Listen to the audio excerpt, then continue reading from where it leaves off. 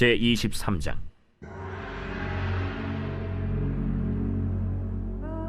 사라가 127세를 살았으니 이것이 곧 사라가 누린 햇수라.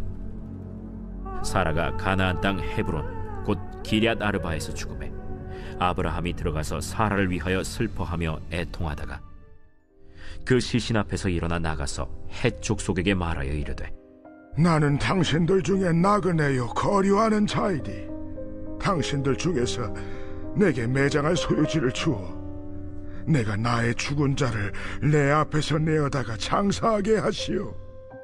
헷 족속이 아브라함에게 대답하여 이르되, 내 주여 들으소서. 당신은 우리 가운데 있는 하나님이 세우신 지도자이시니 우리 묘실 중에서 좋은 것을 택하여 당신의 죽은 자를 장사하소서. 우리 중에서 자기 묘실에 당신의 죽은 자 장사함을 금할 자가 없으리이다.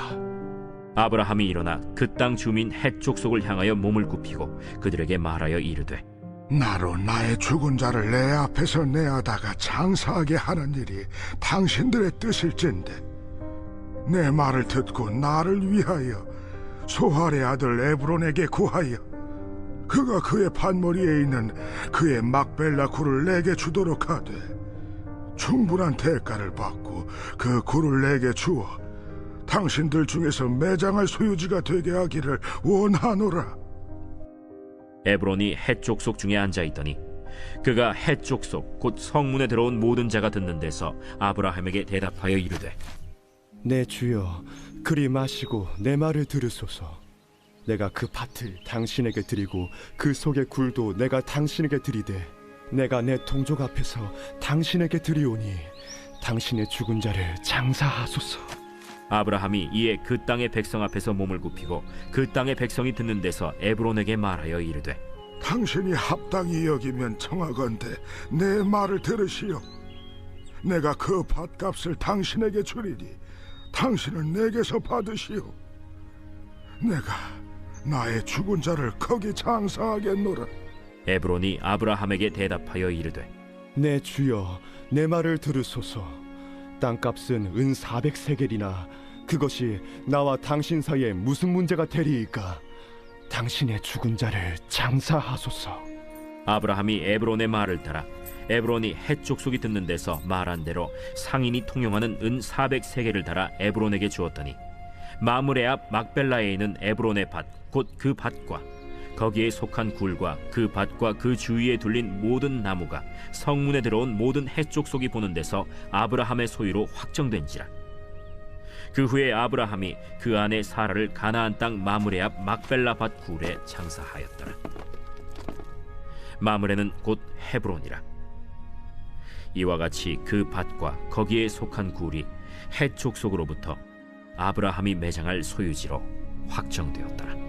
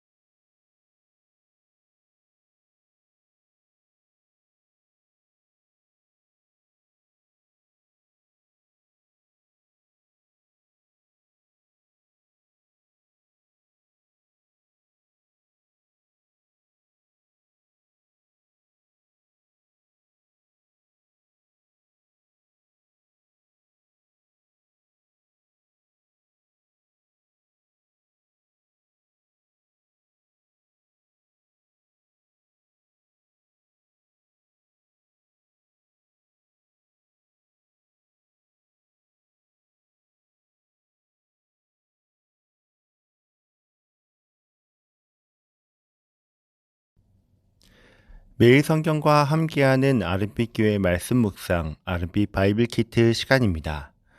아름다운 봄날입니다. 사랑하는 아름빛교회 성도님들의 삶 가운데 기쁨의 날뿐 아니라 슬픔의 자리에서도 함께 하시는 하나님의 위로와 신실하심이 충만하시기를 축복합니다. 2026년 4월 10일 금요일, 오늘 우리에게 주신 하나님의 말씀은 창세기 23장 1절부터 20절까지의 말씀입니다. 오늘 본문은 하나님께서 아브라함을 처음으로 부르셨던 창세기 12장의 약속이 처음으로 가시적이고 법적으로 확인되는 장면입니다. 창세기 12장 7절의 말씀입니다. 여호와께서 아브라함에게 나타나 이르시되 내가 이 땅을 내 자손에게 주리라 하신지라. 자기에게 나타나신 여호와께 그가 그곳에서 제단을 쌓고.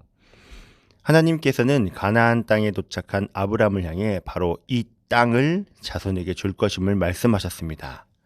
바로 이 약속의 땅에 아브라함이 처음으로 자기 소유를 갖게 되는 이야기입니다. 오늘 말씀을 살펴보도록 하겠습니다.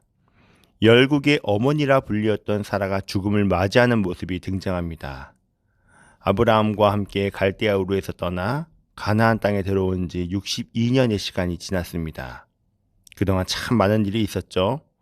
무엇보다도 태가 끊겼던 자신을 통해 아들 이삭을 낳는 기적을 경험했습니다. 아브라함과 함께 험난한 세월을 보낸 사라는 이제 죽음을 맞이합니다. 사라가 가나안 땅 헤브론 곧 기럇 아르바에서 죽음에 아브라함이 들어가서 사라를 위하여 슬퍼하며 애통하다가 배우자를 잃은 슬픔, 그 어떠한 것으로도 위로가 될 수가 없죠. 하지만 남겨진 자의 삶이란 그렇습니다. 언제까지고 슬픔에 잠겨 살아갈 수는 없습니다. 이 땅에서 살아가야 하는 사람은 계속 그 길을 걸어가야 하죠. 아브라함은 곧장 사라의 매장지를 구하기 위해 움직이기 시작합니다. 오늘 본문은 아브라함에게 주신 약속이 일부 성취가 되는 장면을 바라볼 수 있는데요. 먼저 4절부터 차근히 보도록 하겠습니다. 나는 당신들 중에 나그네요 거류하는 자이니 당신들 중에서 내게 매장할 소유지를 주어 내가 나의 죽은 자를 내 앞에 내어다가 장사하게 하시오. 여기서 아브라함이 자기 자신을 이렇게 표현했죠. 나그네요 거류하는 자이니. 나그네라는 단어를 히브리어로 보면 가르라고 하는데요. 가르는 나그네가 가지고 있는 의미처럼 일시적으로 체류하는 사람을 의미합니다. 다시 말해 아브라함은 전혀 땅을 소유하지 못한 신분이고 통상적으로 땅을 살 자격이 없음을 말하는 것이죠. 아브라함의 신분은 그저 가나안 땅에 살고 있는 일시적인 체류자이고 거주자였던 것입니다. 하나님께서는 아브라함에게 고향을 떠나 약속의 땅으로 가라고 하셨지만 약속의 땅으로 오고 하나님께서 언약을 베푸시고 사라가 죽기까지의 시간이 지났음에도 아브라함은 여전히 일시적인 거류자에 불과했던 것이죠. 이러한 신분을 가진 아브라함은 이제 영원히 땅에 머물러야만 하는 아내를 매장해야 하는 상황이 되었습니다. 고대 근동에서 매장은 단지 장례 절차의 문제가 아니라 그 가문이 어디에 속하는지를 보여주는 중요한 문제였습니다. 아브라함은 이제 사라를 묻기 위해 자기 이름으로 된 땅이 반드시 필요했습니다. 아브라함이 헷족속에게 죽은 이를 매장하기 위한 소유지를 달라고 하자 헷족속은 아브라함에게 자신들의 묘실 중 가장 좋은 것을 택하라고 권합니다. 그 누구도 금할 사람이 없다고 말이죠. 11절에서는 에브론이라는 사람이 아브라함에게 거저 주겠다고까지 말합니다. 내 주여 그리 마시고 내 말을 들으소서. 내가 그 밭을 당신에게 드리고 그 석의 굴도 내가 당신에게 드리되 내가 내 동족 앞에서 당신에게 드리오니 당신의 죽은 자를 장사하소서. 하지만 아브라함은 거저 주겠다는 에브론의 제안을 거절합니다. 은 400세겔이라는 돈을 지불하면서 사라를 매장할 막벨라 굴을 매입합니다. 이 은 400세겔이라는 값이 주는 의미가 있는데요. 은 400세겔은 상당히 많은 값이었습니다. 성경의 다른 곳에서 은의 시세를 비교해 보면 다윗은 성전터를 금 600세겔에 샀었고 타작마당 자체는 50세겔에 팔렸었습니다. 쉽게 정리하면 이렇습니다. 아브라함이 지불한 돈은 할인된 가격이 아니었습니다. 오히려 과하게 지불했습니다. 아브라함은 흥정을 통해 싸게 사려 하지 않았고 공개된 자리에서 충분한 값을 지불함으로써 그 땅의 소유권을 분명히 확정하려고 하는 것입니다. 아브라함은 협상을 하기보다는 처음에 부른 비싼 값을 그대로 다 지불했습니다. 왜 그랬을까요? 값을 깎아서 지불하면 나중에 가족 채무 문제와 연관될 수 있었기 때문입니다. 에브론의 후손이 그 땅을 도로 달라고 요구할 수 있기 때문이죠. 하나님께서는 아브라함으로 하여금 그 값을 넉넉히 치르게 하심으로 약속의 땅에 대한 소유를 분명히 확정하게 하십니다. 이제 가나안의 이 땅이 아브라함과 그의 후손들의 정당한 소유가 됩니다. 참 애달픈 역설의 모습입니다. 사라가 묻힌 땅은 하나님께서 아브라함과 약속하셨고 언약을 맺으신 바로 그 땅이었습니다. 성도님들도 잘 아시다시피 창세기에는 아브라함에게 하나님께서 땅을 주실 것이라고 반복적으로 약속이 등장합니다. 그런데 그 반복된 하나님의 약속은 사라의 죽음을 계기로 성취가 됩니다. 사랑하는 아내의 죽음으로 인해 매입하게 된 것이 결국 하나님의 언약의 성취가 이루어진 결과가 되었습니다. 이제 아브라함의 아내 사라뿐만 아니라 아브라함과 이삭과 야곱과 레아 등 족장과 족장의 아내들은 이제 이 막벨라 굴을 선산으로 삼아 매장을 할 수 있게 되었습니다. 이제 이곳은 족장들의 땅이 되었고 이스라엘 백성들의 땅이라는 상징적인 의미를 얻게 되었습니다. 헤브론 땅의 소유자가 변경된 사건은 신학적으로 매우 의미가 있는데요. 아내 사라도 죽었고 이제 아브라함도 죽겠지만 이제 그 아브라함의 소유로 된 이 땅은 공식적으로 남게 되었습니다. 단순히 작은 밭과 가족들을 매장할 굴을 소유한 그 이상의 의미가 시작되고 있는 것입니다. 우리가 오늘 본문을 통해서도 보셨다시피 하나님께서는 참 애달픈 역설의 상황을 통해 하나님의 약속을 이루십니다. 사라의 죽음은 아브라함에게는 중대한 슬픔의 사건이었지만 하나님께서는 바로 그 슬픔의 자리를 통해 약속을 한 걸음 앞으로 나아가게 하셨습니다. 죽음으로 끝나는 것 같았지만 하나님은 그 죽음의 자리 위에 언약의 표지를 남기셨습니다. 그리고 이 역설은 마침내 예수 그리스도 안에서 가장 분명하게 드러납니다. 사람들의 눈에는 십자가가 실패처럼 보였지만 하나님께서는 바로 그 죽음의 자리를 통해 구원을 이루셨습니다. 하나님의 약속은 언제나 인간의 계산과 다른 길로 때로는 눈물의 길을 지나 이루어집니다. 오늘 본문은 우리에게 하나님의 언약이 어떤 것인지를 보여줍니다. 인간은 죽고 세월은 흐르고 사랑하는 이를 떠나보내는 슬픔은 너무나도 큽니다. 그러나 하나님의 언약은 그런 슬픔 한가운데서도 조금도 흔들리지 않습니다. 사라가 매장되는 막벨라 굴이 보여주는 것은 인간의 성취가 아니라 가장 사랑하는 이의 죽음을 통해 약속을 이루어 가시는 하나님의 신실하심입니다. 사라는 죽었지만 언약은 계속되었습니다. 족장들은 하나씩 죽어 막벨라 굴에 묻혔지만 하나님의 약속은 무덤에 갇히지 않았습니다. 마침내 그 언약은 예수 그리스도 안에서 완성되었습니다. 예수님께서는 십자가에서 죽으시고 무덤에 묻히셨지만 부활하심으로 하나님의 언약이 결코 실패하지 않음을 밝히 드러내셨습니다. 언약의 복음은 이런 것입니다. 죽음이 끝이라고 말하는 자리에서 하나님은 약속이 계속된다고 말씀하십니다.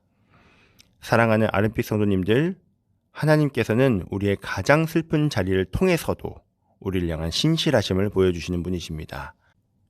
우리가 보기에는 끝처럼 보이고 잃어버린 것만 남은 것 같은 자리에서도 하나님께서는 자기 언약을 신실하게 이루어 가십니다. 그래서 성도는 눈에 보이는 현실만 붙드는 사람이 아니라 십자가 부활로 하나님의 약속을 확증하신 예수 그리스도를 바라보는 사람입니다.